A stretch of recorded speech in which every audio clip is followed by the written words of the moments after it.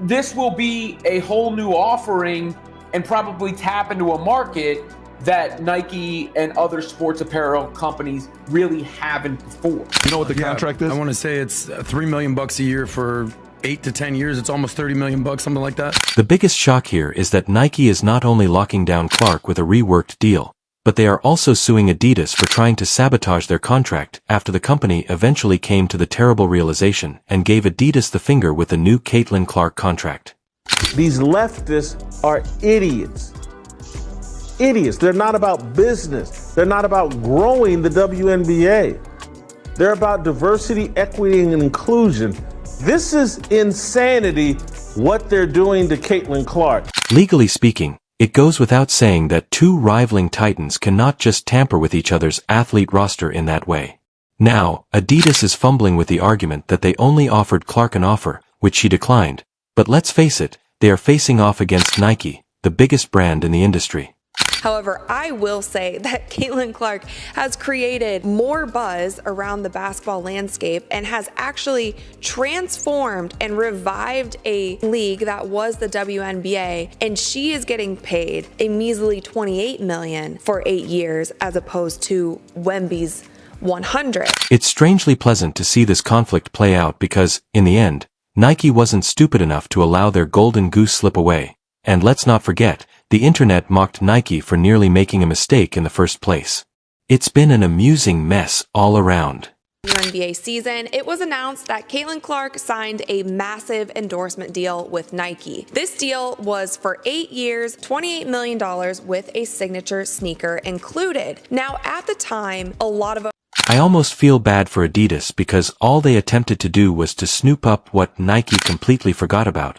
And to be honest, they pretty much pulled it off. This wasn't just some idle rumors that circulate on Twitter. It was the real thing, and it came with some serious heat.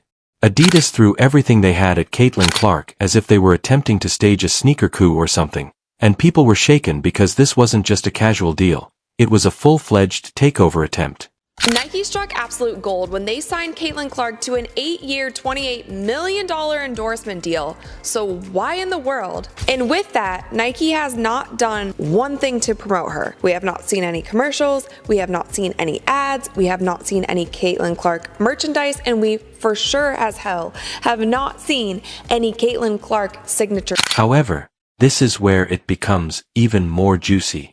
Caitlin Clark was already signed by Nike, but rather than treating her like the basketball goddess she is, they managed to ruin everything. They promised her a signature shoe and a whole collection that would be released in 2024, but in typical Nike manner, they botched the launch. We might not get a signature shoe from Caitlin until 2026 or 2027. I didn't mean for this video to turn into a rant, but this is just another example about how people have fumbled the gift that is. Not merely a minor error either. They moved the release date to 2026 or perhaps 2027.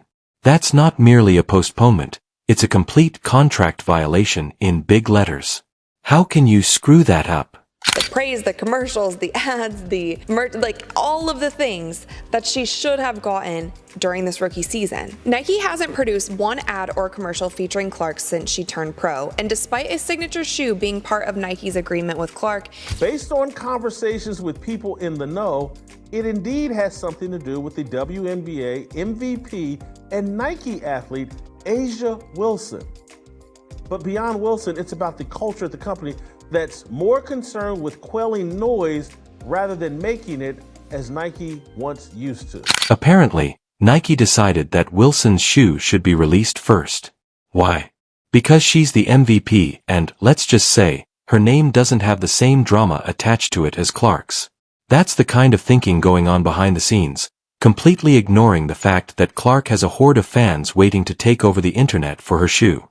If you're shocked, know that Nike didn't make this decision based solely on merit or sales potential. Instead, they moved A'ja Wilson's shoe to the front of. Despite Clark's enormous fan following, Nike believed it was a wise decision to bring her sneaker back because of a narrative in the media about playing it safe in the most absurd way imaginable. In the meantime, I would wear when Adidas noticed that Nike was taking too long. They weren't just sitting around while they ruined Caitlin Clark's shoe agreement. Adidas moved in with ease and made Clark a huge offer that included more money and better benefits, basically what Nike ought to have done from the beginning. However, Adidas recognized their chance and seized it without wasting any time. Currently the best player in the WNBA? Yes. Is Caitlin Clark currently the face of the WNBA? Yes. Do I think if A'ja Wilson dropped a shoe and Caitlin Clark dropped a shoe today at the very same time, that Caitlin Clark would outsell A'ja's shoe by 100 times? However, Adidas really outdid themselves here by giving Clark creative freedom over her own marketing plan, even as Nike was still mired in corporate red tape. Adidas went all out to give Clark the freedom that athletes rarely have. It wasn't just about wearing shoes. Clark was also given the opportunity to create her own advertisements, build her own brand, and communicate with her devoted following personally. Nike didn't anticipate it at all. The hype that Caitlin Clark had going into this season, we will not see that again. She came off of playing in a national championship game that had over 20 million people. And the shoe release schedule comes next. Remember how Nike insisted on releasing Clark's signature shoe later and later, from 2024 to 2025 and possibly even 2026? Adidas wasn't playing that game. They assured her of a quicker release date so her followers wouldn't have to wait a century to own her shoes. Adidas recognized that Clark's followers weren't going to wait around indefinitely and were eager to have her sneaker as soon as possible, while Nike was still fumbling with paperwork to come up with a launch plan. She deserves it! She deserves it! Nike, on the other hand, was in full-on panic mode because they knew they were in danger of a PR disaster if Clark chose to accept A.A. Wilson's offer, because in a head-to-head shoe launch between the two, Clark's fanbase was on another level, and Nike knew that if both shoes dropped at the same time, Clark's would sell out in a heartbeat, leaving Wilson's gathering dust. What did Nike do? They went into full damage control mode, trying desperately to revive the original contract they'd neglected after months of pushing Clark to the sidelines. Now they were trying to get her shoe launch back on track for a 2024 release date, the same date they had initially promised her, but then bailed on, and they were all in on getting her shoe to market as quickly as possible because they knew if they lost her to Adidas, it would be a disaster for them. Despite winning unanimous WNBA Rookie of the Year, they've got no plans for a Caitlin Clark shoe. Why not? Well, the official reason from Nike is an obvious lie. What are they hiding? Is sports losing popularity? No, Adidas has done pretty well over that time despite ending their partnership. But let's be honest for a moment. Was it too little, too late? Clark's fanbase wasn't exactly happy with how she'd been treated, and now that Adidas was involved, they were acting more like the antagonist in this story. It wasn't just about sneakers anymore. It was about loyalty, respect, and the way Nike had handled their rising star behind the scenes. The whole Adidas buzz really took off after Billie Jean King, an Adidas ambassador, tweeted that she was out here celebrating Caitlin Clark's AC. Insiders were chatting about Nike's last-ditch attempt to sweeten the deal. According to rumors, they were offering bonuses, quicker production schedules, and a massive marketing blitz. It was obvious that Nike was throwing everything at the wall in the hopes that something would stick because they couldn't afford to lose Clark, not only because she was a baller but also because of what she stood for off the court. Losing her to Adidas would be a huge blow to Nike's reputation, especially with all the racial and social dynamics already at play. It all happened because experts were saying these things. LeBron James had his own signature shoe his rookie year. So 20 years ago, Nike was nimble enough and had enough vision to see that, hey, let's get LeBron's shoe out here. This guy's going to be a big deal. They can't do this for Caitlin Clark. There were rumors of a lawsuit, as if that weren't enough drama. On top of everything else, there was talk of a legal showdown between two of the biggest sports brands in the world. Brewing, yes, Nike wasn't just sitting around trying to fix the deal, they were also getting ready to go after Adidas legally. They were accusing Adidas of contract manipulation, essentially saying that Adidas had violated certain clauses in Clark's original Nike contract. Nike wasn't about to let Adidas swoop in and steal their athlete without a fight. Contract this? I want to say it's $3 million a year for 8 to 10 years. It's almost $30 million. Adidas made their move, and now Nike was trying to claw their way back into the game. Whether or not they could actually stop Adidas from signing Clark was still up in the air, but one thing was certain, Nike wasn't going down without a fight. If you say it wasn't that big of a deal, you should know that these large endorsement contracts aren't just casual agreements. They're airtight.